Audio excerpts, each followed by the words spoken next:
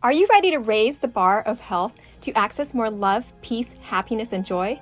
Then let's address the multidimensional aspects of our lives. It's time to wake up medicine. I'm Dr. Arlene Dijamco, and you're watching the Multidimensional MD. Hi everyone, it's Dr. Arlene Dijamco. I'm an integrative physician, pediatrician, and cranial osteopath. Welcome to episode 13 of the Multidimensional MD.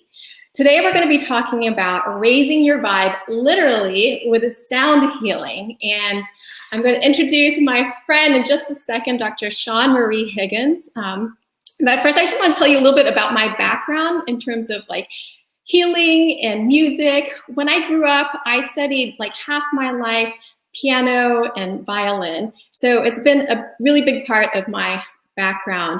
And I attribute a lot of what I'm able to do and perceive as a cranial osteopath, as an intuitive physician, to my background in rhythms and in sound, because this just really increased my awareness and my intuition. So I'm going to bring on my friend here. Hello.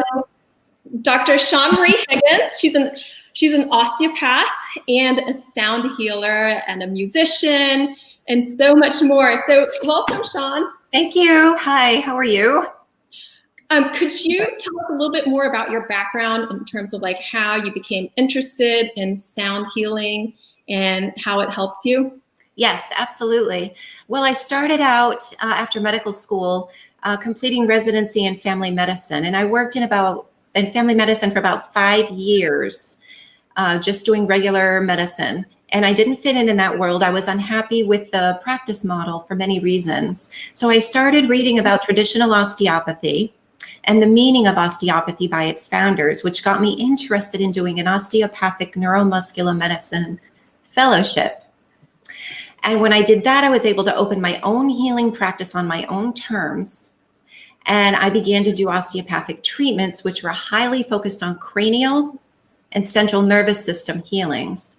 And in the midst of doing these, I began to notice the more I did the treatments, I noticed more and more that I would start to shift my vibration during the treatment, but I didn't know what it was at first. My first experience with real vibrational shift, I was working on a patient and I felt like I was going into a little bit of a meditative state, like I always do when I'm treating, and we all of us osteopaths do. However, this time I had a drastic shift.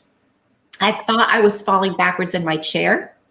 So I opened my eyes and realized I was still in my chair, but I could see vibration. I could see how the vibrational fields were connected between me and the patient and then everything else around us in the room.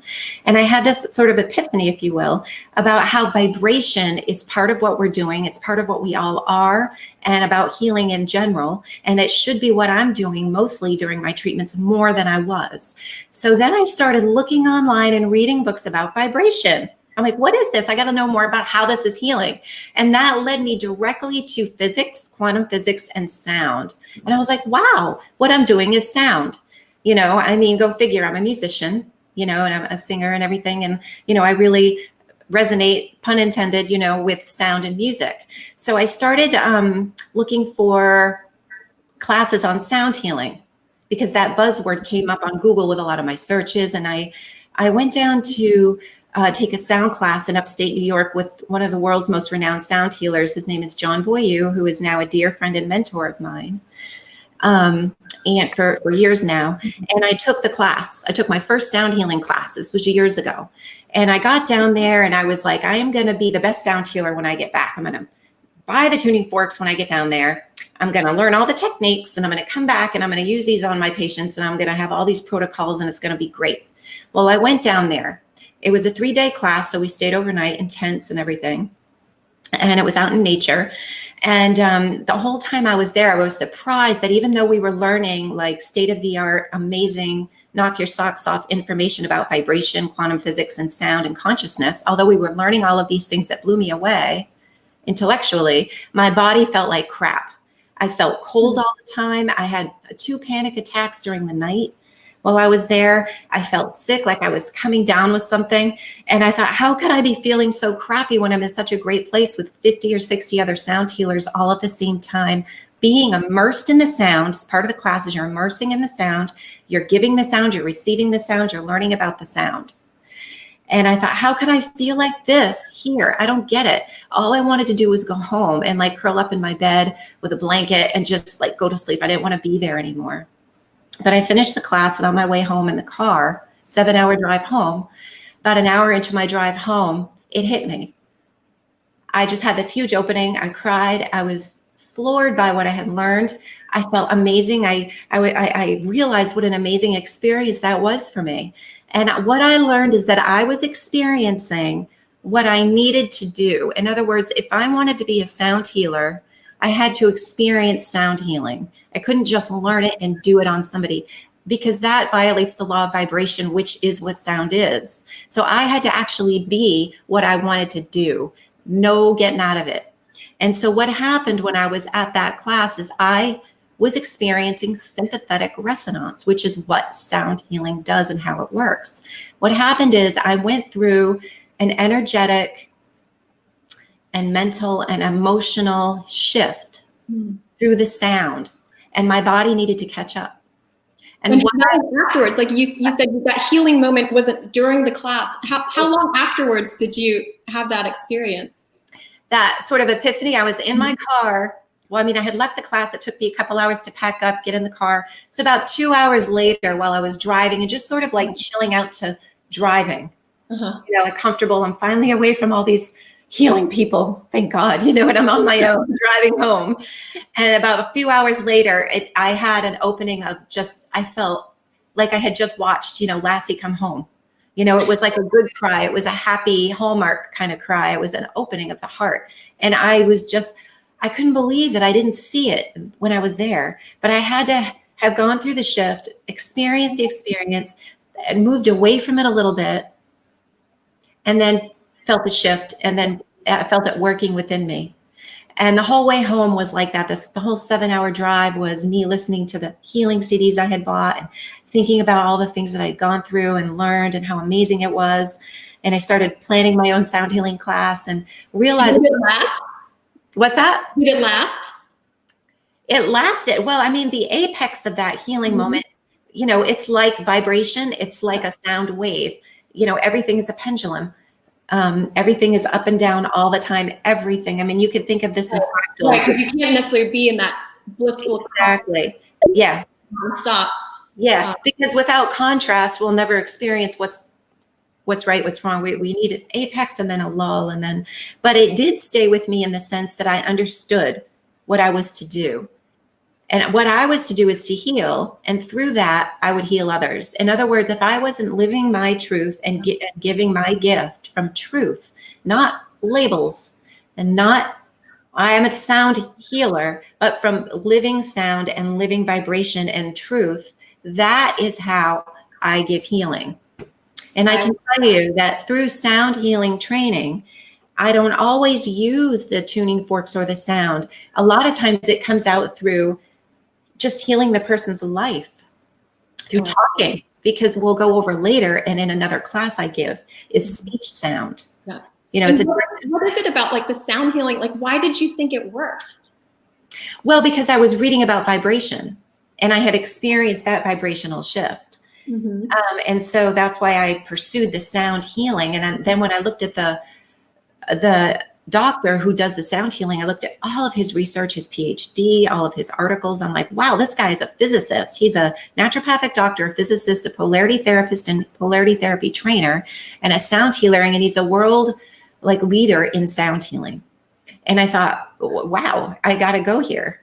And that's what you were talking about in terms of quantum physics. Yeah. And how everything is a vibration. Everything is energy. Can you say a little bit about that? I mean, it's a huge topic, but just so people understand that more. Yes, thank you.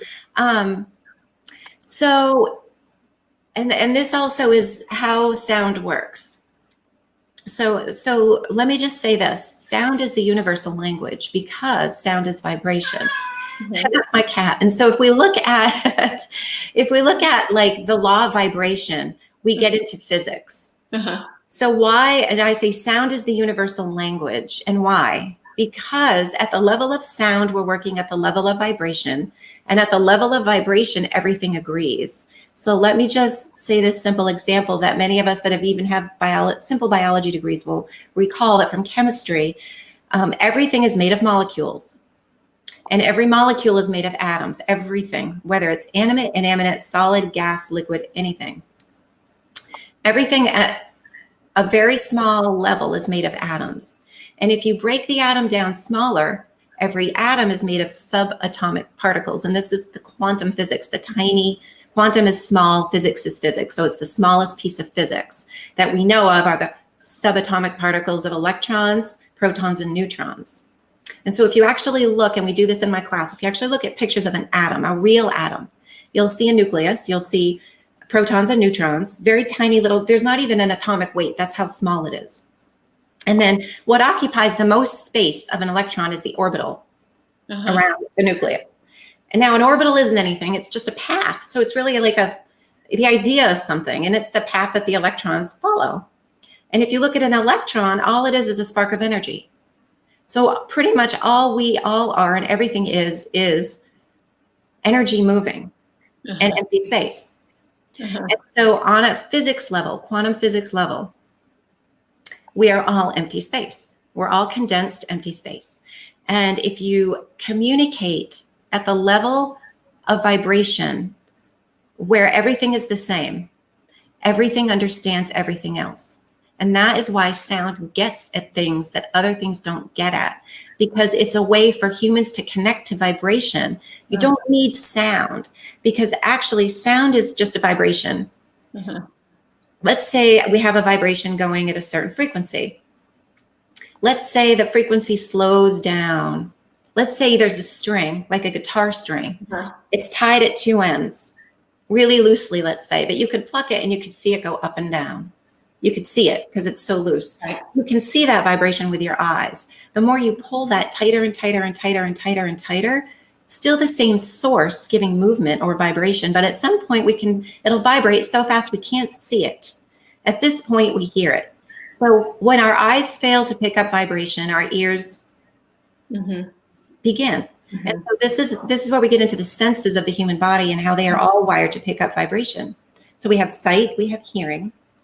And then when a frequency becomes too high to hear, we still pick it up. We pick it up with intuition. And so, but the middle ground, as you can see, from sight to intuition, from two eyesight to third eyesight, we have in the middle hearing. Our bodies are wired to balance between these dimensions with sound. And vocal cords and ears are absolute proof that our bodies are wired to make, respond to, interpret sound. I like how you explain that in a continuum, and then include like just your intuition as like being able to pick up on vibrations, and it explains a lot for like people who are very sensitive or empathic, that they're able to pick up on these like very subtle energies and vibrations. Practice. Why do you use tuning forks, and how have you seen them help people? I like to use tuning forks because with tuning forks, you can get a precise tone. Each tuning fork is tuned to a precise frequency. So you can tone one pure tone and get like a middle C without any other interference or overtones. You can also create overtones with tuning forks. Can I demonstrate? Sure. Okay, this just came to me. I wasn't gonna play. Okay. So let's say we have two tuning forks. I have a C, this is a middle C and a G, I think. I don't have my glasses on, yep. And this is an interval of a fifth, and that's in the class. This is all based on math, and we'll go over that another talk. But let's say I want to do overtones, which is just gently together. Can you hear this? Yeah, I do. It makes a pretty chime sound. But if I want to, and that's an infinite number of intervals playing at one time. So what if I want you just to hear a C?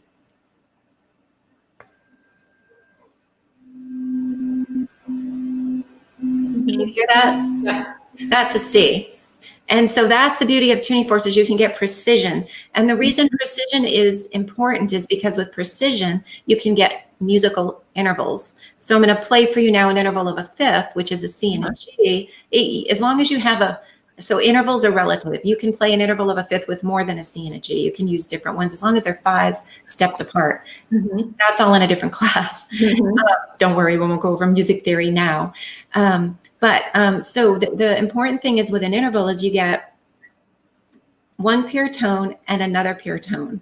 And because of the law of sympathetic resonance, which states that when 2 vibrating bodies of harmonic likeness are by one another, they synchronize. Okay. And that's how I was healing at the sound healing conferences. I went there with love to heal, but the group of people I was with were light years ahead of me in healing. I did not know what I was immersing myself with. So that vibration and my vibration, I was going to say the word sank, but they synced. They synced up, and I was feeling the shift of that. And I was increasing my vibration for a good thing. And that's what this will do, because let's say, for instance, the interval of a fifth is the interval of music we see repeated in nature. It's what we see in the Fibonacci spiral. And it's on the Fibonacci scale of number sequences, which is in my class. But we won't calculate it now. We calculate this all in my class, though. We do physics, we do chemistry, we do math. It's not scary. Everybody, so Fibonacci is like the shell. Yep. Spiral. It's just like a repeated pattern in nature. It's in nature and it's in consciousness. It's in our life. It's in behavior. And that's all explained. But so when I do let's say I want to do a fifth, interval of a fifth, which is on the Fibonacci scale.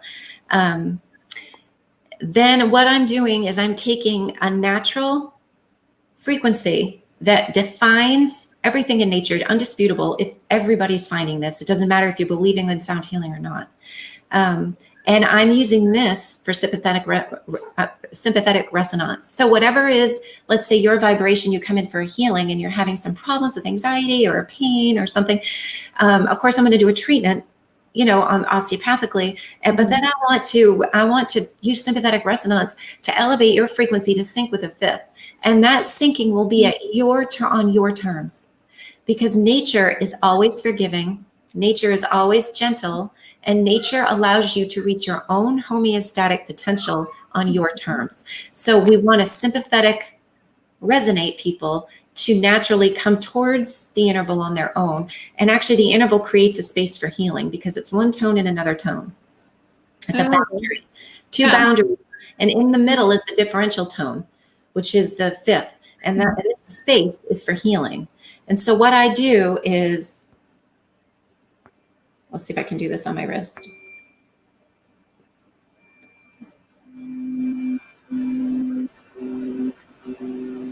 Can you hear this, Arlene? Yeah, I do hear it.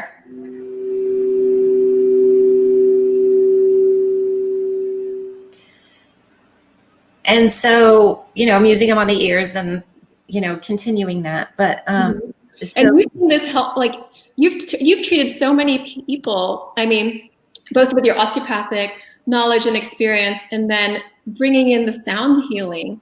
What kinds of things have you seen kind of benefit from it? Well, I mean, I've seen many things benefit, but here's the thing. What really needs to heal is a life. Like when we walk into an office, we're a person, but we're a whole life.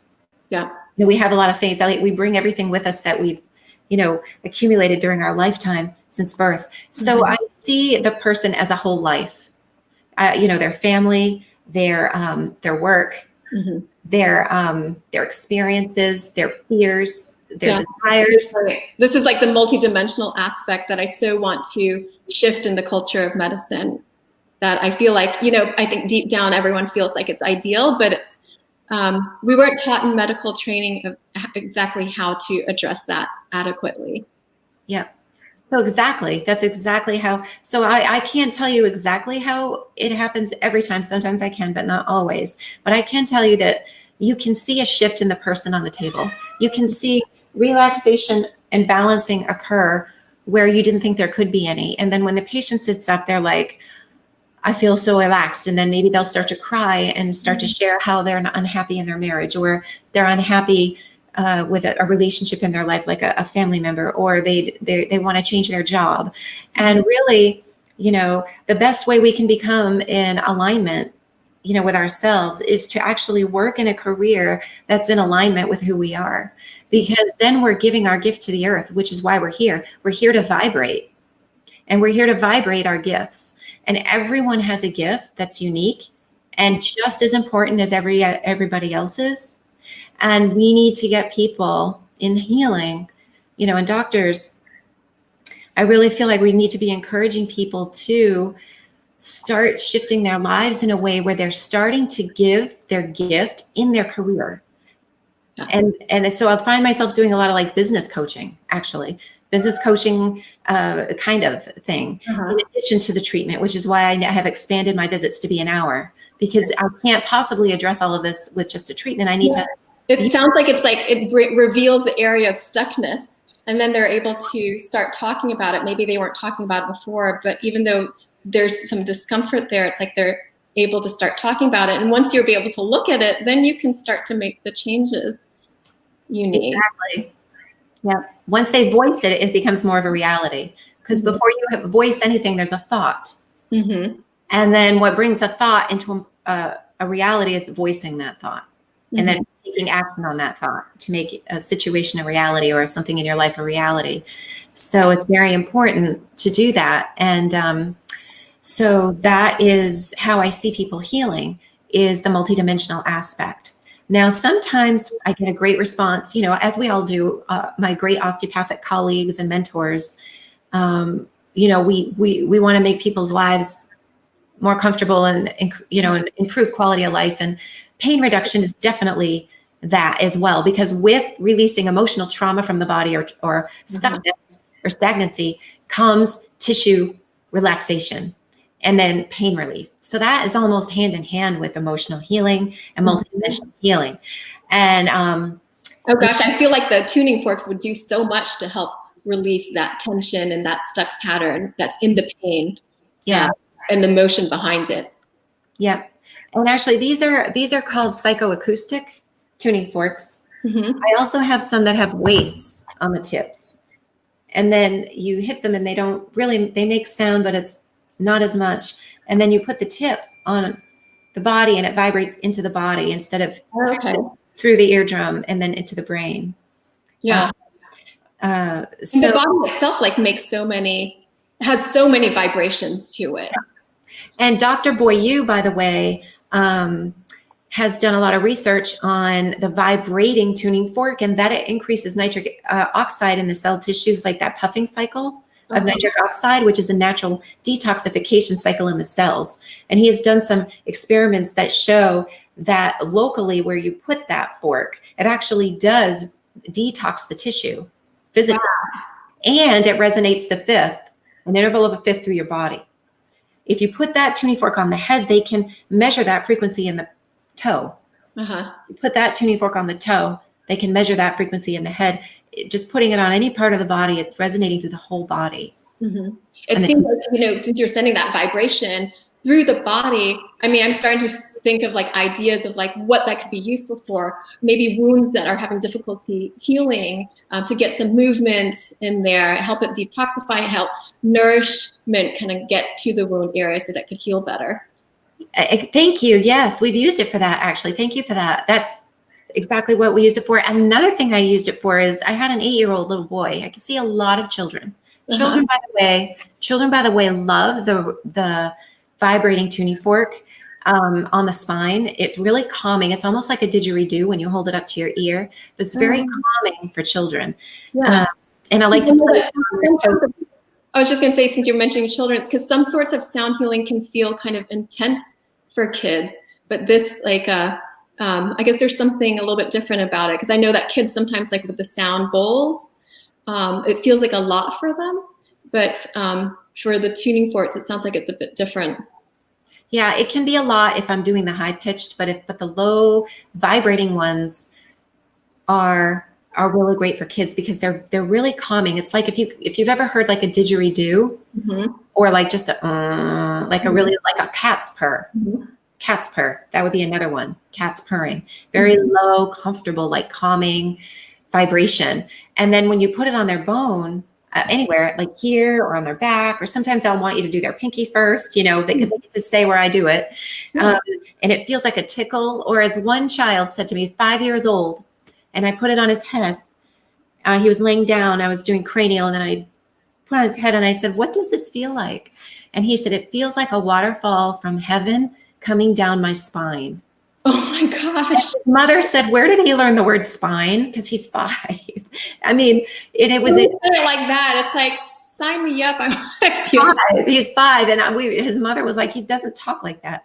But, kids are smarter than we think. But I had an 8-year-old in the class. He had fallen doing some kind of sport, 8-year-old boy. He broke his clavicle, fractured it, and it wasn't fusing. And the orthopedic surgeon, did a couple of x-rays and said, he's going to have surgery on that clavicle to fuse that clavicle. And so his mom brought him in, and I did some vibration on that. And I saw him, it was still tender. It just wasn't fusing, and he was active. So he kept moving it, irritating it. So it was tender when I was using the fork on it. But normally we wouldn't use a fork on like a acutely fractured bone.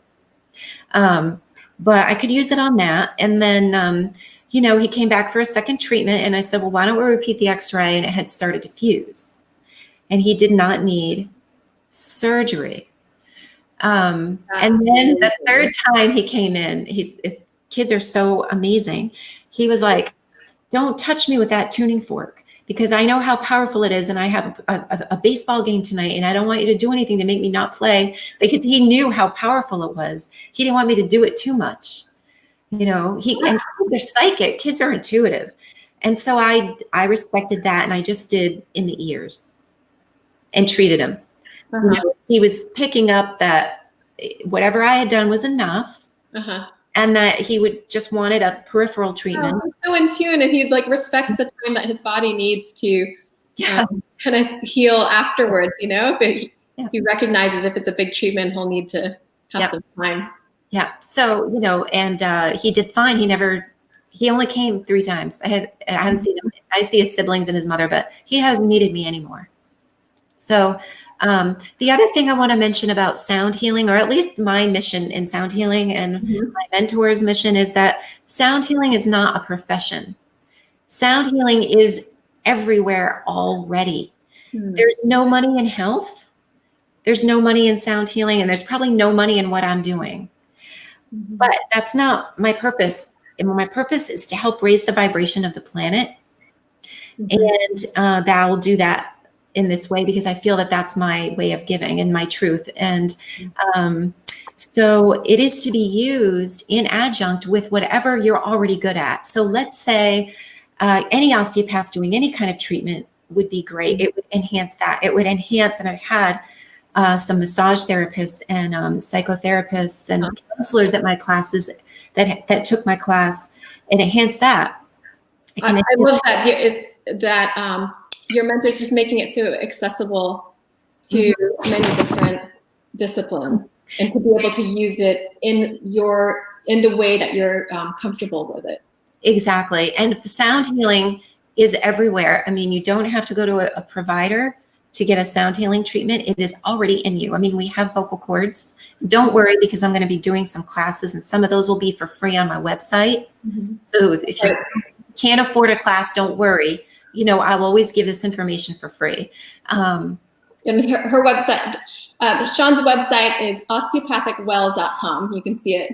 Thank you. Yeah. However, I do classes that are very long and structured, and I talk a lot, as you can see. But the class I'm doing at the end of September, it's a pilot class of a series of many classes. It's called the Integrated Sound Body, and I'm doing it with Dr. Joseph Schmidlin, who's another DO who is very advanced in sound healing. He's another one of my mentors. I met him at John Boyu's classes, and he has taught me so much and been such a great friend to me, and I'm honored to be able to do a class with him.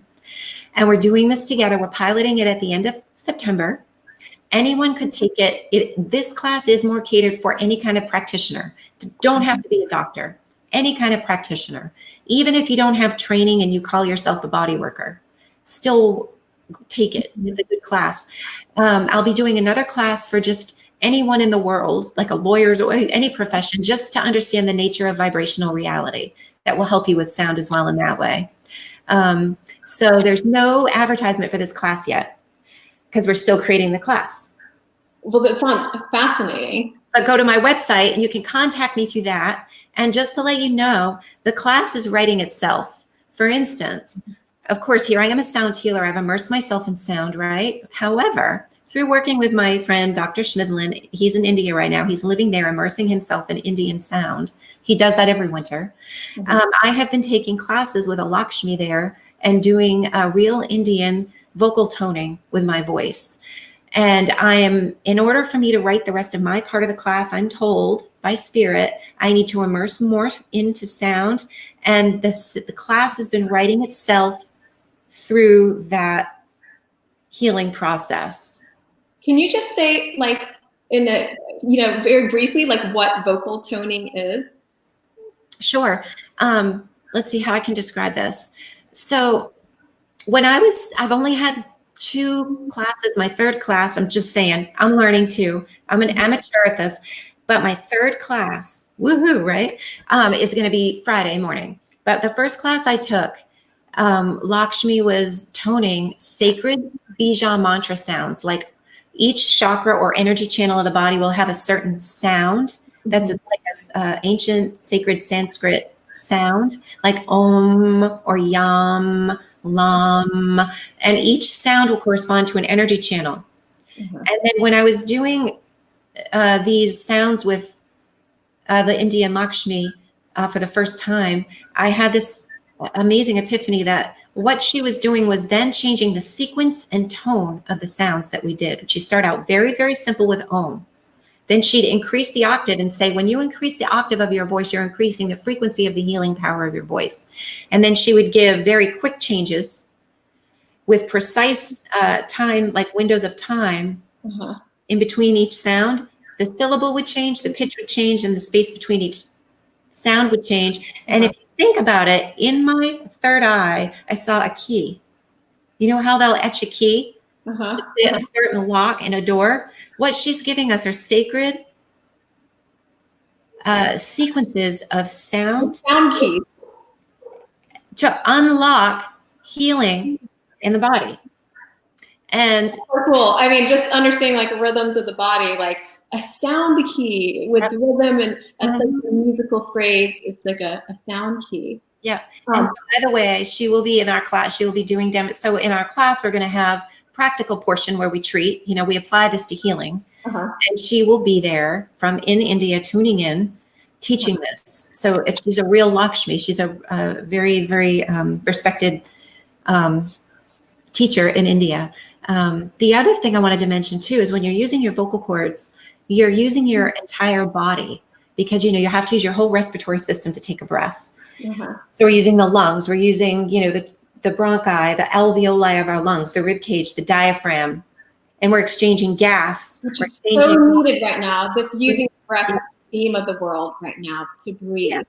Yeah, and so so when we do take a breath, we're exchanging oxygen and carbon dioxide through the alveoli of the lungs, which then delivers all this oxygen that we just breathed to every piece of our body. So in essence, when we use our vocal cords, we have to breathe. And in order to breathe, we affect everything in our entire body. So in that way, when we vibrate the vocal cords, it's a physical vibration you can feel in your body everywhere. And so when you're using sacred tones and putting intention of love and words of love with that, it exponentially increases the healing power of the vibration. So before we go, this is, I love wavelengths and vibration and water and rhythms. But before we go, just to help people who may not know as much about rhythms, do you have any tidbits of like how people could just incorporate some simple sound healing into their lives? Yeah, thank you for bringing me back down to earth, my fellow Piscean friend. I thank you for that. Yes, actually, what I wanted to tell you to start was you can do this yourself. And it's not hard because you're born with it. So just like I said, any CD that is made for healing, Jonathan Goldman makes amazing CDs for healing. John Boy You Beaulieu makes amazing CDs for healing.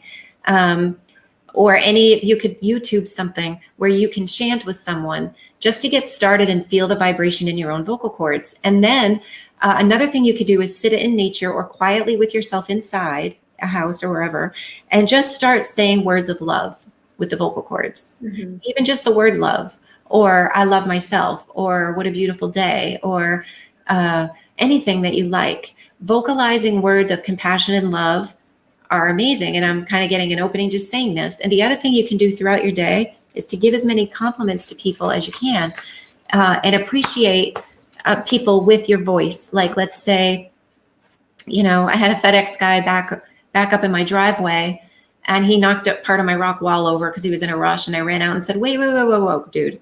And he gets out and he apologizes. He puts it back. And I'm like, you know what? It's okay. You didn't mean to. I said, but just be careful, because I want you to be safe. And I said, I'll put a reflector up next time for you. And, it's just to kind of turn around some situations in our life and vocalize our kindness so the other person hears it. Because vocalizing kindness is one thing, but having it transmitted to another person is where we're actually paying it forward. And the guy was, in a good mood suddenly, and he slowed down and he was like, oh, what a nice lady, and just little things like that all day.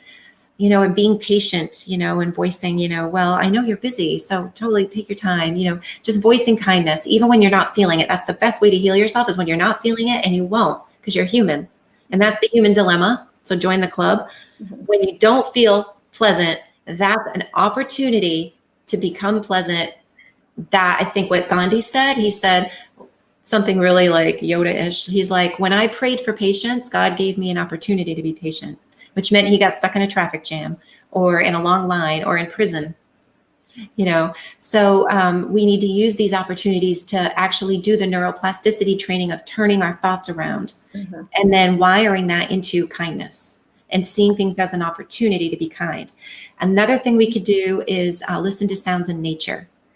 Let nature, because I'm telling you, nature resonates at the Schumann frequency of 8 hertz-ish. So playing like those nature sounds in the background, is yes. that something that you would? Absolutely. And just walk outside. You'll notice that no matter how, busy your life is, even if you live in the middle of New York City, if you go for a hike, you're going to feel amazing. And it's like, well, I'm definitely exerting more energy hiking up this mountain than I was sitting at a desk, on Broad Street or whatever, Wall Street. What's that street called?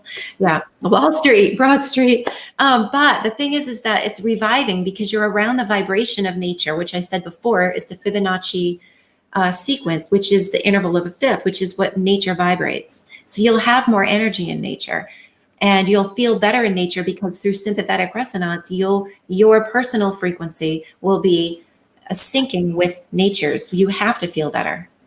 Like it's a law of vibration. I'm ready to go sit outside against a tree after this one. Yeah. Well, thank you so much, Shawn. We're going to be talking more about the power of speech and speaking very soon. I'll be sending out information about that. If you get a chance, please subscribe, send me a message. I would love to hear from you. And please help us in my mission of waking up medicine. We need as much help as we can get to do this, so that we all act like we are the multidimensional beings that we are, with limitless potential. So thank you for being here with us. Thank you, Arlene. Thanks a lot. I'll see you all next time.